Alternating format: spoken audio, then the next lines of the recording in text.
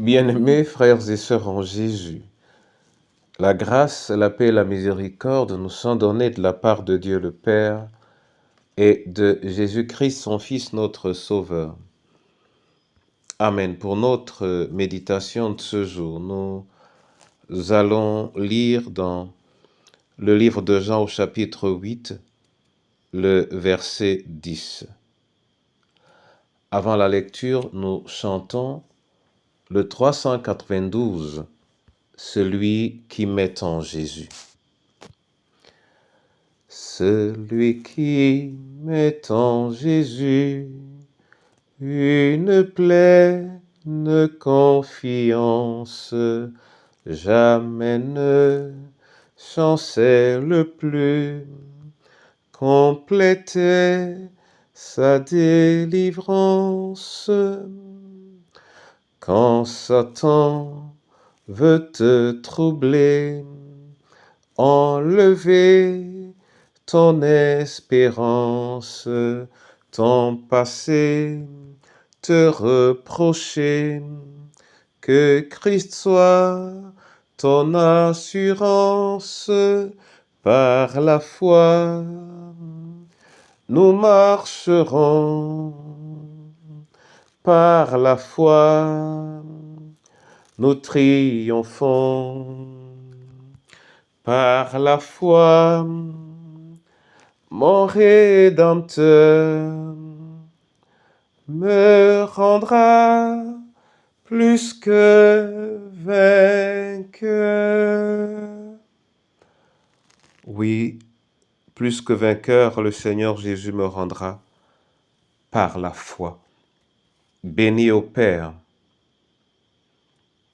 cette parole que tu nous donnes ce jour, au nom de Jésus-Christ de Nazareth. Amen. Jean chapitre 8, verset 10. Là, il est écrit: Alors s'étant relevé, et ne voyant plus que la femme, Jésus lui dit: Femme, où sont ceux qui t'accusaient? Personne ne t'a-t-il condamné? Amen. Bien-aimés frères et sœurs en Jésus,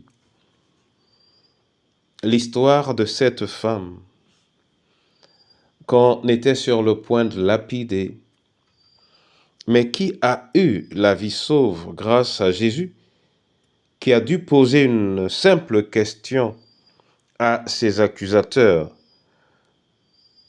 ou donner un petit ordre, mais un ordre interpellateur, que celui de vous qui est sans péché jette le premier la pierre contre elle.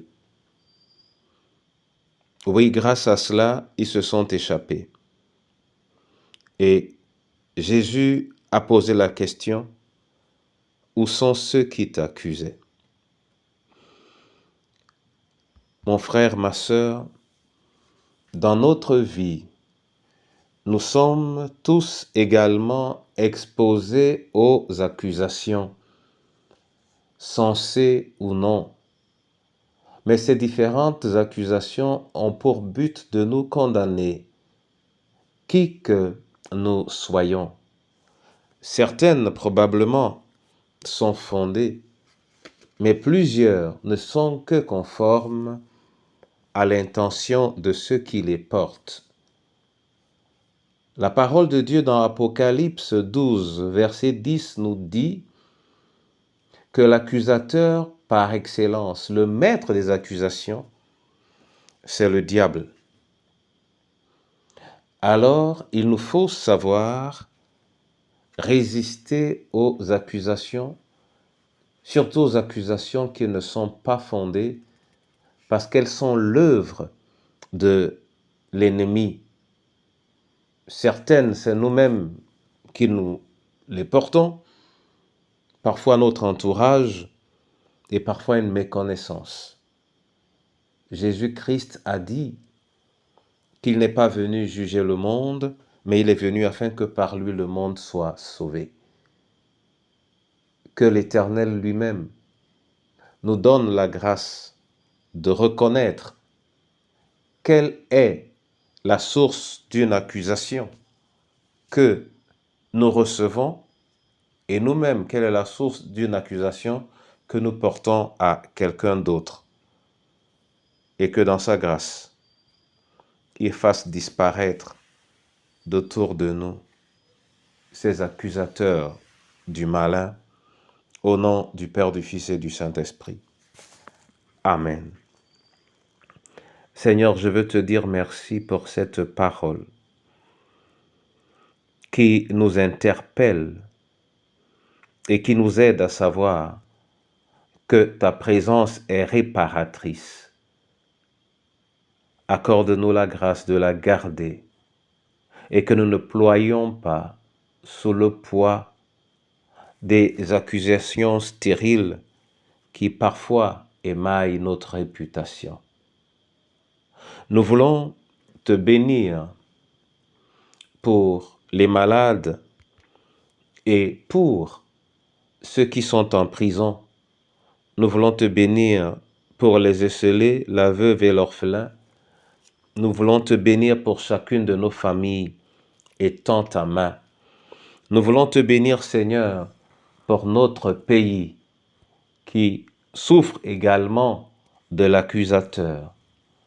Nous t'invoquons sur ton Église afin qu'elle soit debout et qu'elle aide le monde des appelés à être debout. Au nom du Père, du Fils et du Saint-Esprit. Amen.